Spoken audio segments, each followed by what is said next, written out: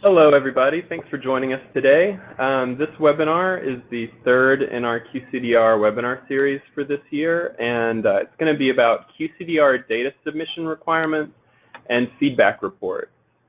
It's going to be presented by me, Zach Smith, from the Quality Management Programs. I'm also joined by Debapriya Sengupta, the Registry Data Analytics Manager, and King Lo, our IT Manager. And just some housekeeping before we start. Of course, if you have any questions, feel free to type them into the question box, and we'll answer those over chat if we can. And if we have time at the end, we'll try to read some questions out loud and answer those verbally.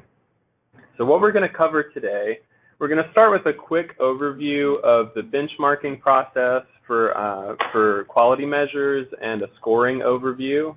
We're also going to talk about QCDR measure data submission, and that's measures submitted through the NRDR data registries. And we're going to talk about interpreting your QCDR feedback reports. And finally, we're going to go over how to submit MIPS measures and how to view your MIPS performance reports. So to start off with, quality measure benchmarking. Benchmarks are created using historical performance data as available. The benchmarks for the quality measures in 2018 are based on data submitted for 2016 PQRS. So some measures you might notice still don't have a benchmark, and it's because there's not enough history to establish a benchmark for them. The performance rates for the measures are divided into 10 deciles. So every measure, the performance across the measure is established, and then it's divided into 10 score ranges, and that's how the scores for the measures are determined. And benchmarks are also specific to the submission mechanism you're using. So QCDR benchmarks, for example, are established based on data submitted to QCDRs. And if you look at the graphic at the bottom here, this is a screenshot of the MIPS benchmark spreadsheet. And you can see here we've got columns here for every decile from 3 through 10, and the score range for each decile beneath it. Also, there's a column here for the average score, and then a column at the end indicating whether the measure is considered topped out and whether it's been given a 7-point cap, which we'll talk about that in the next slide. So this is an overview of the measure scoring process. And if you look at the table here, you'll see a list of all the deciles and the point range for each of the deciles. So the minimum number of points you can receive is 3. So whether it's decile 3 or below, the least number of points you can receive is 3. And then the maximum number you can receive is 10 points for the 10th decile. For measures without established benchmarks, the minimum number of points is also 3. But if a benchmark is able to be established, then it could potentially receive a higher score once the score is established there. I mentioned topped-out measures in the previous slide, and a topped-out measure is a measure for which the median performance rate is 95% or higher. And in those cases, if a measure is considered topped out for 2 or more consecutive years, it may receive a point cap of 7 points. And then eventually the measure may be removed from the MIPS measure list altogether if it remains topped out for too long. There is a potential to receive bonus points for some measures. So if you're able to submit more than the 6 required measures for MIPS, you can potentially receive 2 bonus points for additional outcome measures or 1 bonus point for additional high priority measures. And the maximum number of bonus points you can receive for most people is going to be 6.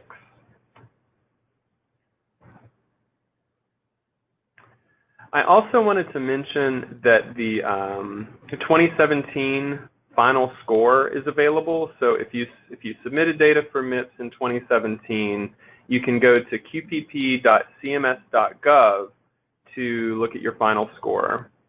And now login requires creating an EIDM account, and once we send these slides out later, you can click these links.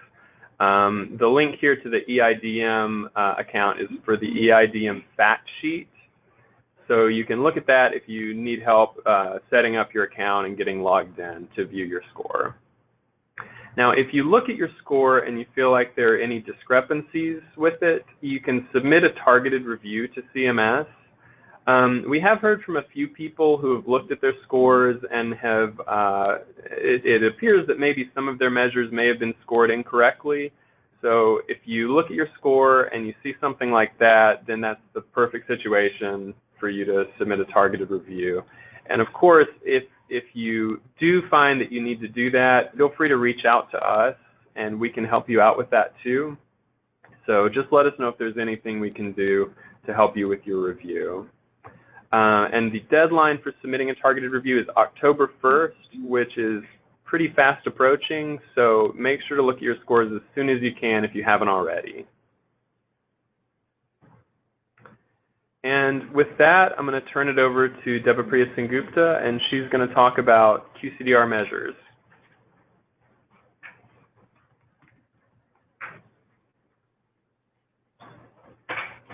Thanks, Zach. So we are going to cover the QCDR supported measures and how to submit data for these measures.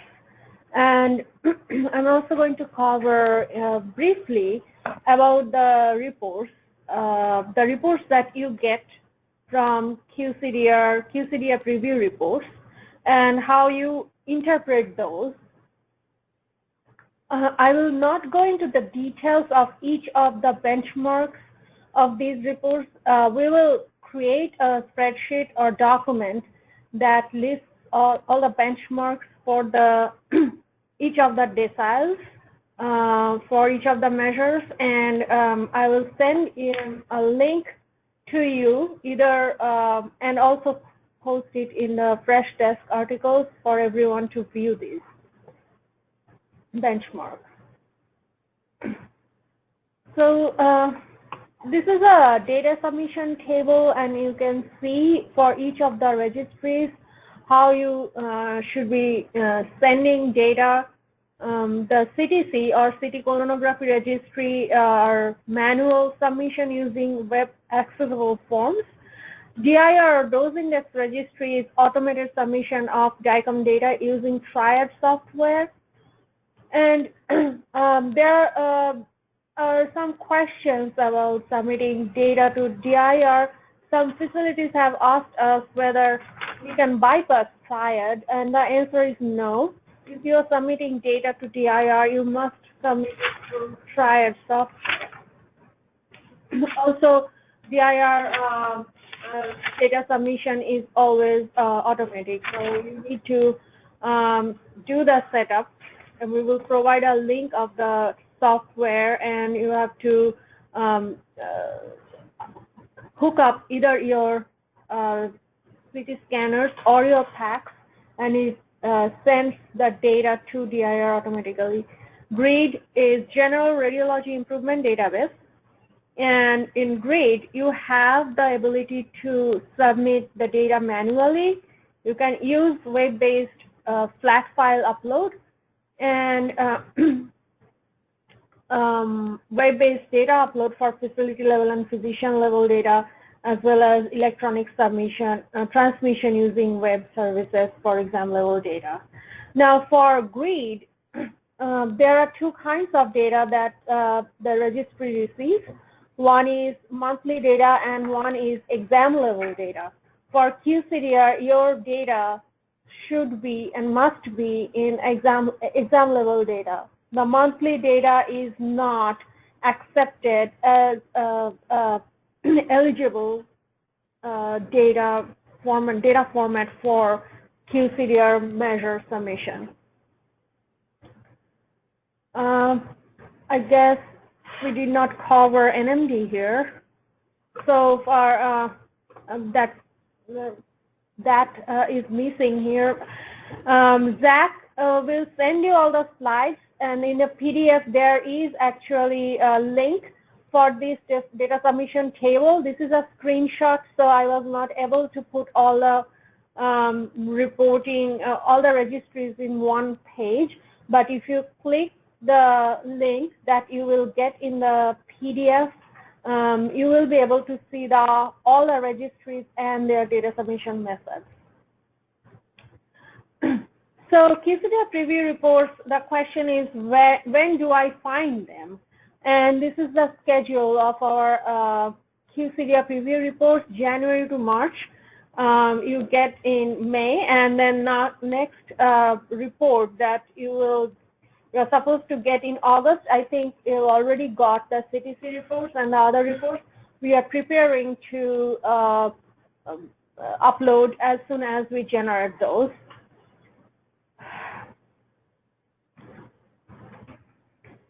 So where do I find them? So what do you look for the QCDR preview report? So you have to log in using your facility ID and username and password to NRDR portal, and then you click to on the left-hand side menu. You click Registries, and under the Registries you go to Aggregate Reports.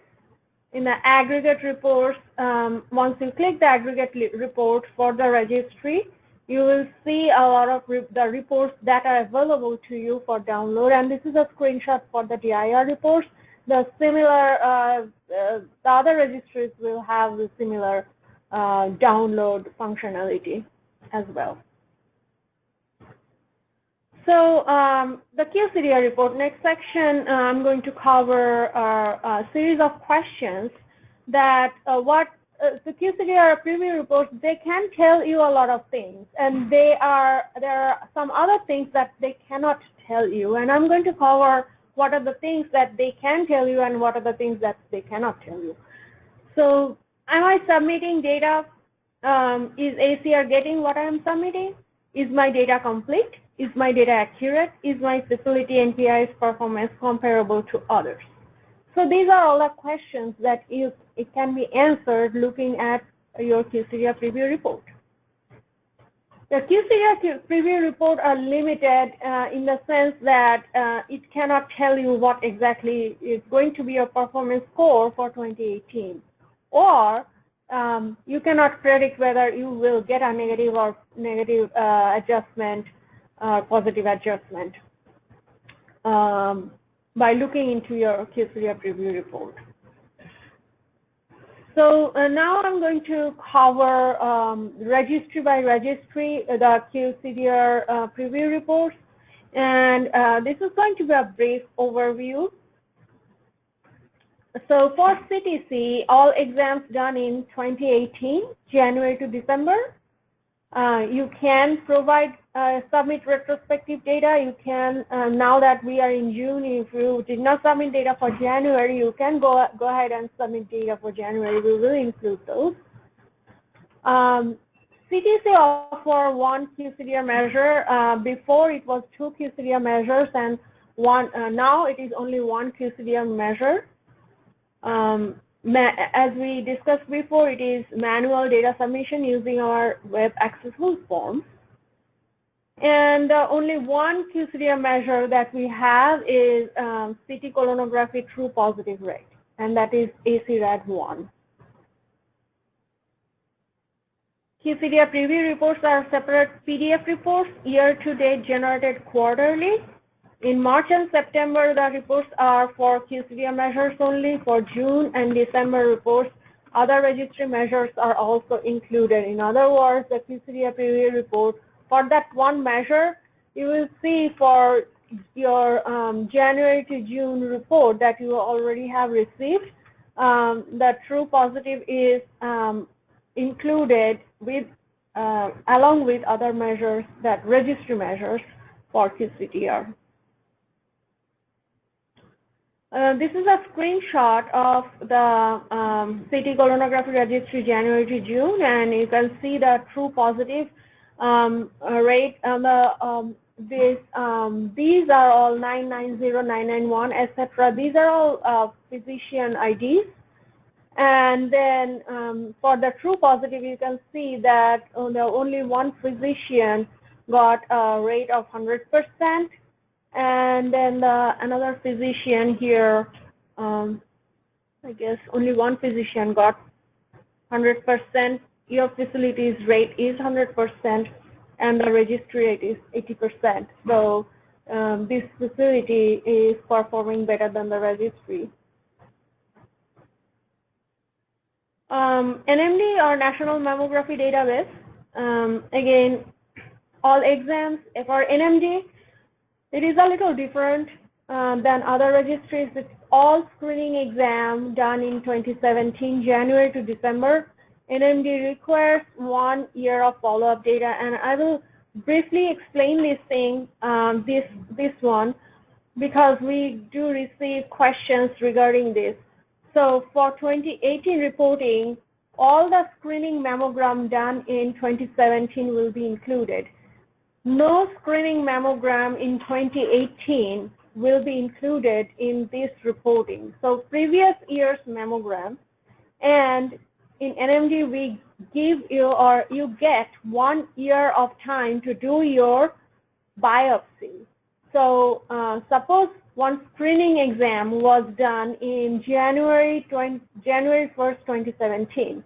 So you have 365 days from January 1st, 2017, which will be 31st December 2017, to do your follow-up exam or biopsy if your screening became, came positive.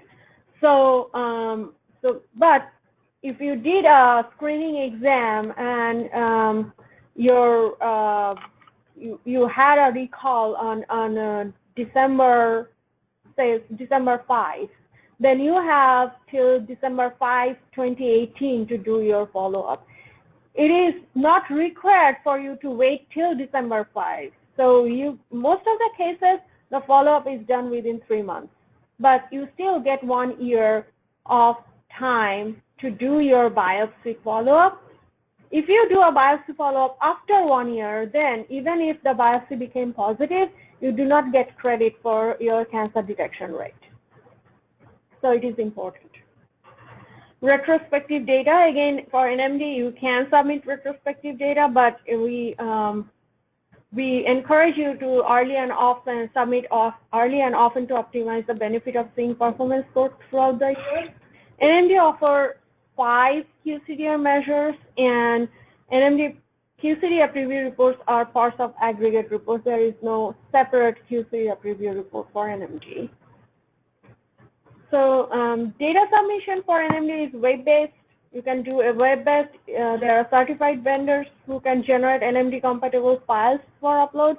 In-house IT systems may also submit data to NMD.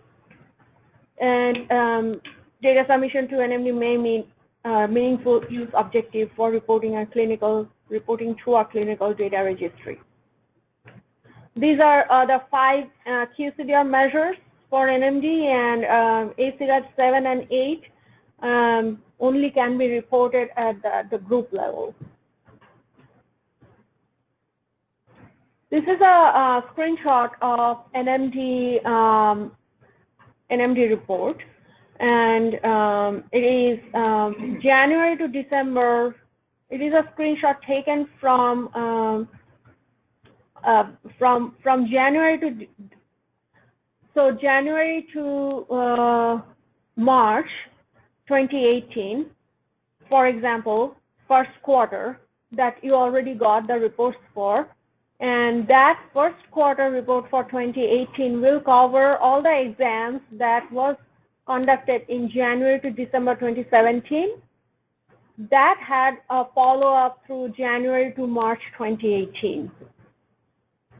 And you can see the highlighted columns on the boxes are all the measures, and ACRAD 5, 6, 3, ACRAD 8, and 7. And you can look at the first column is your NPI, and it is a made up NPI, but your actual NPI will show up here. You can see the rate. For example, recall rate, it is 8.10% for this physician. The facility level, the recall rate is 6.69. Sorry, 6.69, and the NMD recall rate is 9.59. And you can compare how your rates compare to NMD rates and facility level rates. One thing I wanted to tell you that for NMD and CTC as well, your rates are not directly compared to the registries. We calculate deciles, but your NMD and CTC reports do not show the deciles. However, in your performance portal, you will be able to see your deciles for your TIN and NPI level measures. And we are in the process of including this information in your reports as well. For GRID, again, all exams for 2018 January to December, exam level data will be included. You can submit retrospective measures. GRID offers 6 QCDR measures. All of these are turnaround time measures. You must submit exam level data, because if you don't submit exam level data, monthly data is not accepted for QCDR. Data submission for GRID is done by web-based flat file upload for exam level data and electronic transmission using web services. These are again the QCDR measures for GRID, and these are all turnaround time measures. And this is a screenshot of GRID Q1 report. This is a made up physician ID, and you can see on the left hand side the report turnaround times are listed. So how many exams? The number 1 is submitted. How many exams? For example, a CRAD 15 radiography turnaround time, the number of exams submitted was about 12,000. And we did some exclusions, about 999 exams, because we exclude the upper and highest and lowest 2.5% to eliminate outliers. And then this part is all physician performance. So reporting denominator is again, so after excluding the exclusions, how many are there? So 11,000, close to 11,000. So this is 999 subtracted from 12,000 is 11,000. This is the denominator. Performance score is 2, and in a future report I will make this a little bit clear, that performance score is in hours. So 2 is actually 2 hours. So your report turnaround time, mean report turnaround time is 2 hours. And again, I will also include the decimal, 2 decimal points, because 2 hours, if it is 2 hours 15 minutes, here it is showing as 2 hours. But I will include that information in the minutes as well, so you have a better understanding of what it is. Then performance score decile is after scoring all of the people that submitted to registries, where do you stand? And this one is 3. Again, and this part, these last 2 columns are facility aggregate, your facility aggregate reports. What is your facility performance score mean? Again, this is in hours, 2 hours, and performance score decile for your facility is 4. Lung cancer screening registry, and it is very similar in data submission to NMD, in the sense that again we need 1 year of follow-up data, and all screening exams done in 2017 January to December will be included. Retrospective data you can submit. This offers 3 QCDR measures. QCDR preview reports are generated quarterly and are part of aggregate reports just like the NMD. Data submission, you can do manual submission using our web accessible form. You can do web-based flat file data upload as well as use certified vendors. These are the 3 LCSR QCDR measures. And this is a screenshot from LCSR report, preview report, abnormal interpretation rate, cancer detection rate, and positive predictive value. You can see your rate against the registry rate and compare how your rates are doing with respect to registry. Dose index registry, and as we discussed before, all exams done in 2018 is included in DIR. Retrospective data submission is possible, but again, if you are submitting data retrospectively for DIR and you are submitting a large volume of data, please contact us before doing so because it may get stuck. It may actually slow the processes. So we want to schedule that kind of data submission. If you are submitting a large volume of data, do not do so without telling us.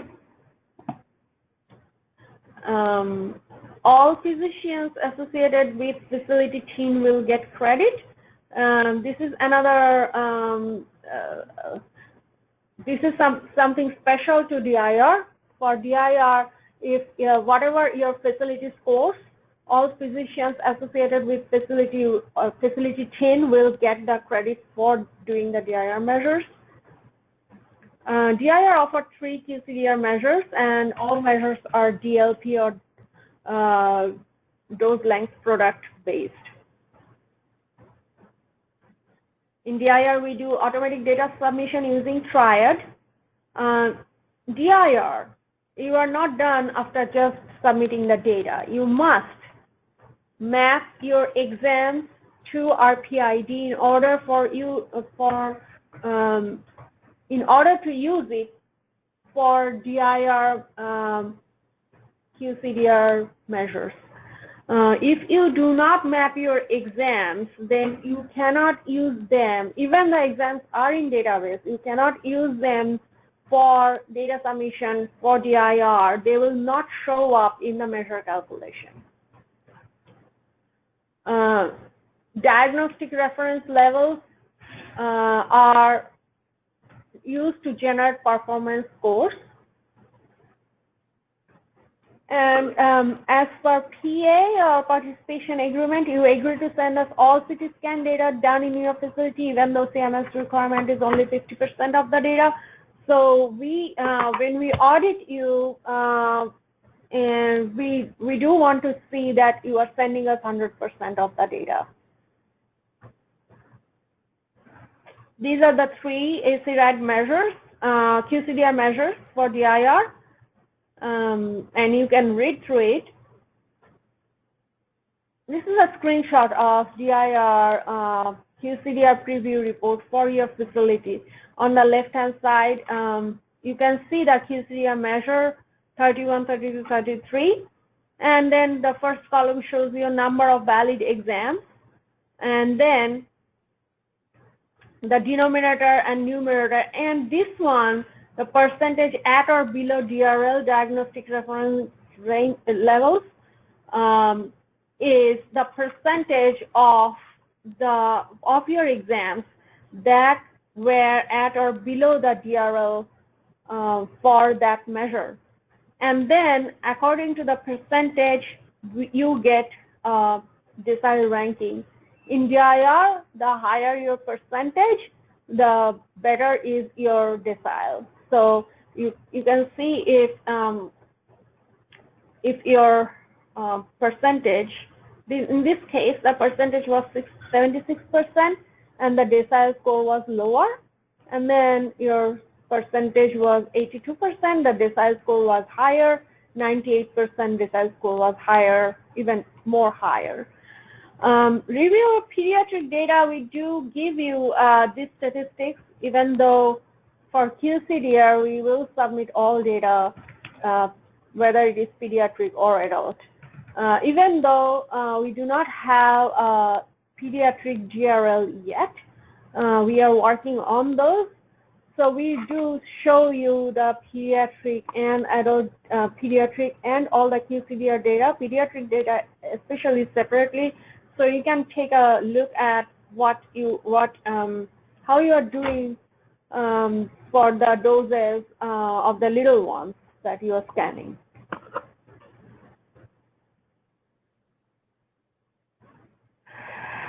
I guess I did not use the graphic. Okay, so how do I get rid of that? There you go. Interventional Radiology Registry is our new member, and it has 4 measures. It is led by Society of Interventional Radiology and ACR.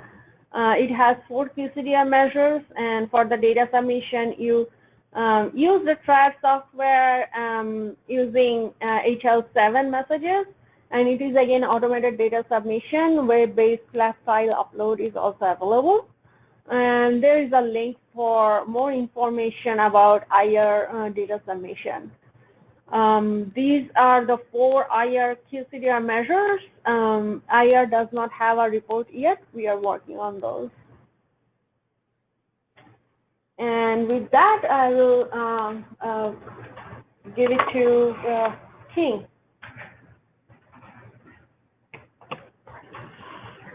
Thank you, Pia.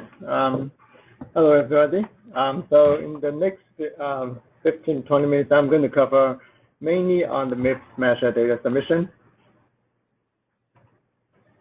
Before we go to MIPS, I'd like to point out things that this slide is going to show you what methods available for which registry. Deborah Pia already mentioned all of them. I just want to take a few seconds to go over them again. So there are basically 4 methods you can submit data to us. One, using data entry. We have a web form-based application for NLD, within NLDR that you can submit data for CDC, LCSR, and MIPS. Basically, you obtain the user account by registration, and you have to talk to your NLDR facility administrator to grant you access. Then you can log into the portal, go to the registry, and enter the case or exam data, and then submit. Another method, the second method, would be the file upload, where you can upload book data to the GRID, NMD, LCSR, and MIPS portal. The CDC is on the work, so will be available in the next quarter of 2018, the 4th quarter. What you do is you go into the portal. You can look at the template. So each registry has its own template on the data file. It has the data file specification. So you populate the case exam data into the predefined data file template, log into the portal, upload the file, and usually we have a job running at night to process the file. So you upload the file in the morning, the next day you should be able to get a report out of it. And you would need to look at if the file were rejected, and you have to look at the log file to find out what the error is. If you need help doing the analysis while you're looking at log file, you can always contact us, and we're going to send your contact information at the end of this webinar. Our staff will be working through the file with you and pinpoint what the error is. TRIAD. You have to install TRIAD and configure TRIAD site server on your local environment so that you can submit data to for the DIR and IR registries. There's a TRIAD support, and we're going to send you a link at the end of the webinar. so that if you have problems sending data to us or configuring a site, TRIAD site server, you can always submit a ticket to the TRIAD support team. Web services. So you can use web services. This is a little involved in terms of development. You have to work with the IT department or a vendor to build an application where you would use the application to authenticate yourself and then submit the data to us. GRID, LCSL, and MIPS are available for the web services. We are working on the CTC and NMD, and we're shooting for this, Q4 of 2018 to make this web service available for CTC and NMD. And once you have it set up, everything is automated. You will have to still log into the server and look into the error log if there's any. Now for data entry and file upload process, we do have a help desk, and we have a lot of good resources there. And you can go into this site, this link here. This is our QCDR homepage, where you can find a lot of helpful information. So this page also takes you to our service desk, where you can see detailed descriptions on how to do data submission for each of the registries. You also can see the file specification for the file upload if you choose to do so.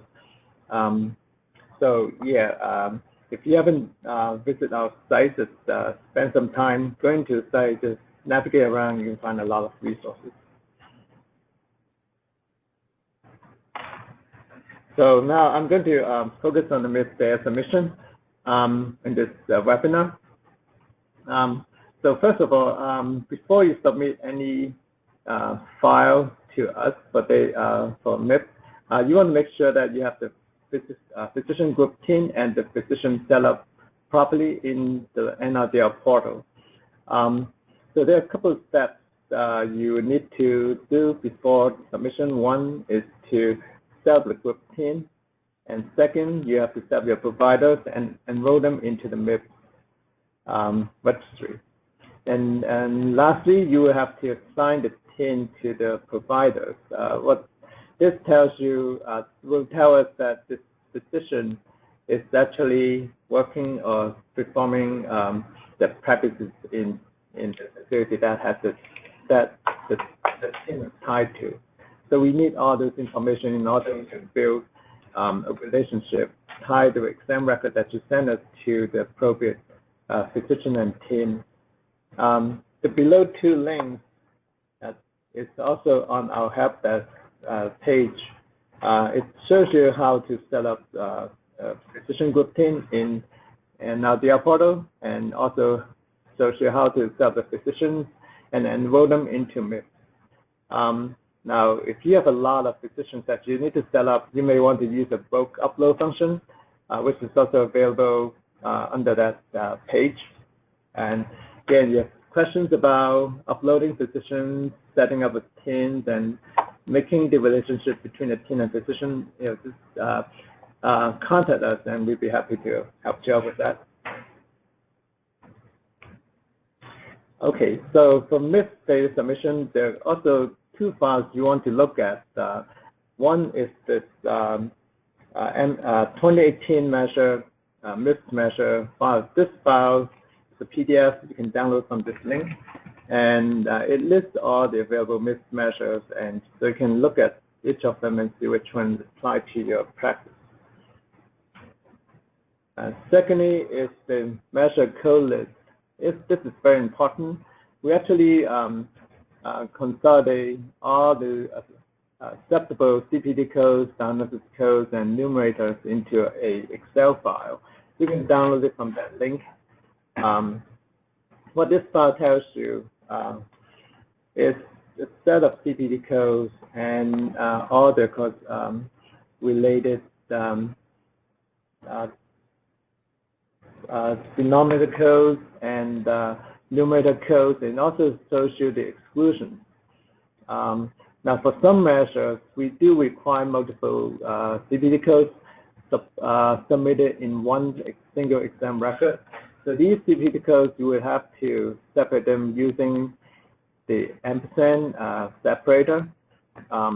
The files that you're going to download, this Excel file, also shows you a list, which gives you all the different combinations for the multiple CPT codes if they are required for a particular measure. In this file, we have the denominator exclusion code and the diagnosis code denominator exclusion tab. Let me see if I can bring up that file and show it to you in a minute. So these codes, they are meant to be excluded from the initial population. And these documents can also be found on the MIPS QCDR page. So if I can take a moment and show you this code list. So this is the code list. The first tab shows you all the CPT codes. You can just filter out the codes and you can look at it. Look at all the valid CPT code for 2018 for each of the measures. So for example, if we go down to 144, we can see a list of CPT codes that require that has multiple CPT code in it. So this is the format you want to submit to us.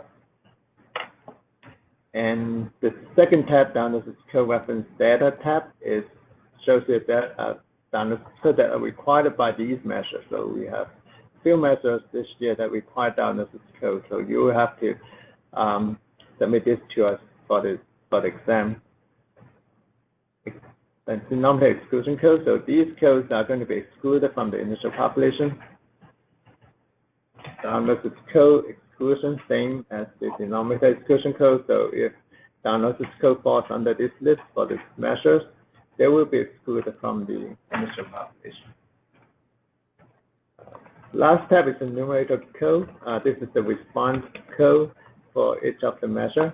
So these are the valid codes that determines whether the exam that you submitted fall into the performance met, performance not met category, or whether they're excluded. Okay, so feel free to download the file and look at it and send us an email if you have questions.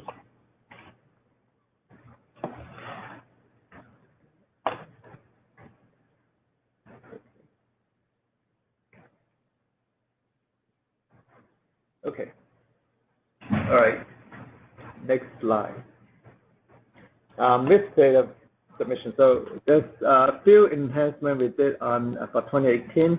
So one is that in the past, numerator response value is always required for each exam that you submit to us. But going in this year, we just released this enhancement about 2-3 weeks ago. So we no longer make it required. We understand that some of the numerator response value cannot be determined from your system. So if you send us the data without the response code, we still accept the data, but we will tag it as warning, so that you you can look at the log file and see the warning message there. And if you think that that's the correct submission, you can just ignore the warning message.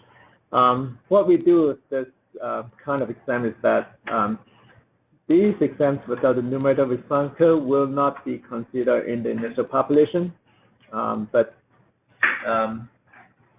they will be counted. Well, I'm sorry, they will be counted towards the initial population, but will not be counted for the performance calculation, which means they will not be in the performance denominator. Second changes is we accept the G0202 CPT code for measure 146 and 225. This code was removed by CMS, but we understand that some of the exams were already tagged to this billing code before CMS announced the removal of the code. So so the ACL decided to honor this code for 2018. So if you submit us this code for those two measures, we'll consider them as a valid code. diagnosis code.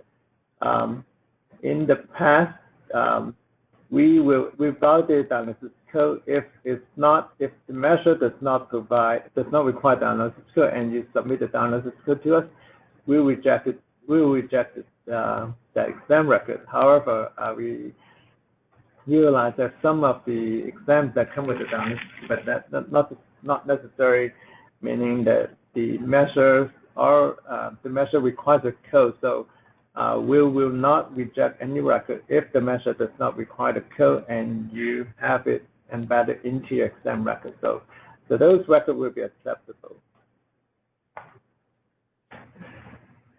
Okay, so for MIPS data submission, if you choose to do data file upload, and the majority of our clients are doing data file upload, I would say less than 0.1% people are doing using the form, because the volume is just huge, and the form may take a long time for a user to enter the value in. So most of our clients choose to use the data file upload feature. The data file upload, the data file can be a text file or an Excel file, and file specifications and the file templates are on the MIPS portal page. And when you log into the MIPS portal, go under the upload data, you can find 4 links where you can see the Excel file specification, text file specification, and the 2 downloads for Excel and text file. You can also find these files from our MIPS QCDR page, and I will show you that page here in a second. So that page, if you scroll down to the middle of the session, you can see this MIPS measure with the specification and the text file link to it. The MIPS data submission, how do you upload the file? So once you populate the file based on the format, the template, you just choose the file from your local machine and click upload. And it will take about 24 hours to 72 hours to process file, depending on the volume. Once the file is processed, you will need to come back to the portal and make sure that there's no reject. So if there are rejects, you will want to look at the log file and find out what's going on with the error. So you can go into this menu here and click on it. You can just click on the download log file and look at the log file. If you need help on interpreting the log file, you can just always submit a ticket to us, and we'll be happy to troubleshoot with you. Performance report. So we're running this performance report on a daily basis. So data that's processed successfully will end up into this performance report, and this is a report that contains both MIPS and the QCDR measures. Here you can see a sample of the report that shows measure 359, which is the MIPS measure, and then down below you can see the TRIAD 31. That's a QCDR measure.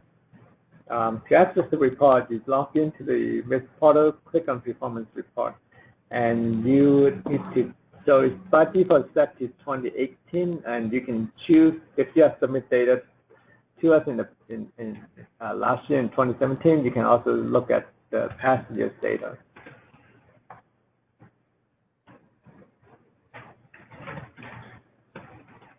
Right, and that wraps it up for the QCDR measure submission and the MIPS measure submission. So I want to say thanks a lot to Deborah Priya and thanks to King for joining me on this one.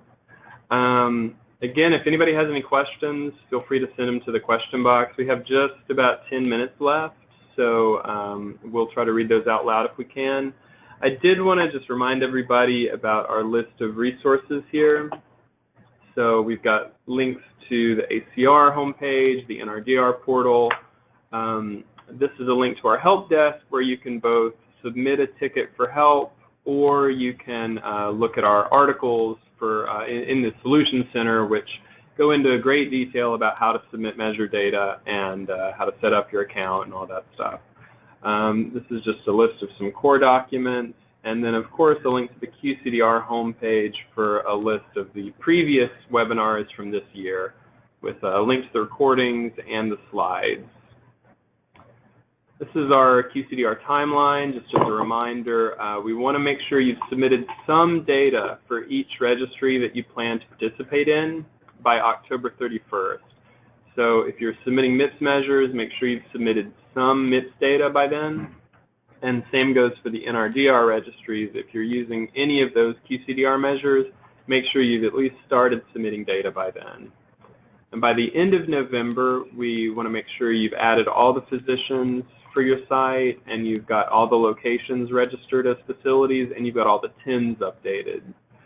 Of course, by January 31st, we want you to completely finish submitting data for 2018. So that's by the end of January.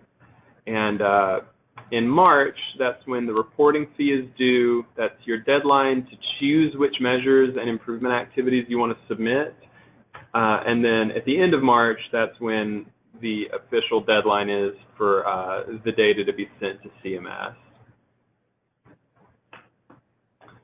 Here's a list of our upcoming webinars. We've got one in October, one in November, and then another one again in January about the QCDR submission wrap-up. So feel free to go ahead and register for those. We've also got them linked on our QCDR homepage.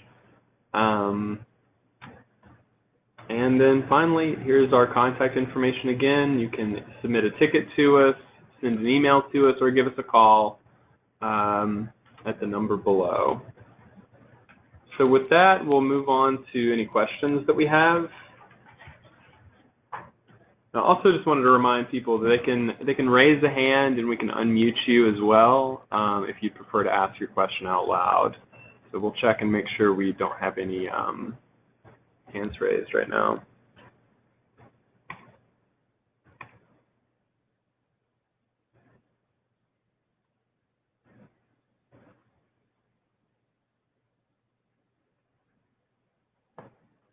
Okay, we're not seeing anything yet.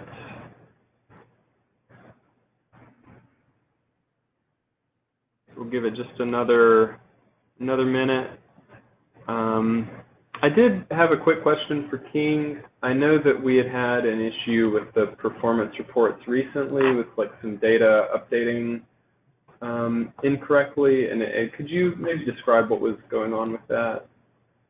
So yeah, recently we find out there's a couple teams and NPIs that are not getting the performance report updated. Reason we're still investigating, and hopefully by next week we can run the process and recalculate the performance report. Still under investigation right now.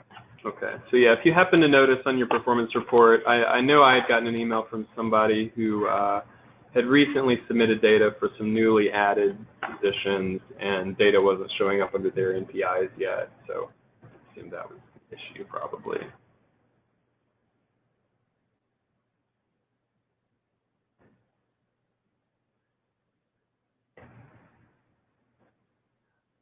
So it doesn't look like we're getting any questions, so I guess we'll go ahead and wrap up. Thanks everybody so much for joining us, and we look forward to seeing you on our next webinar. Have a great day and a great weekend.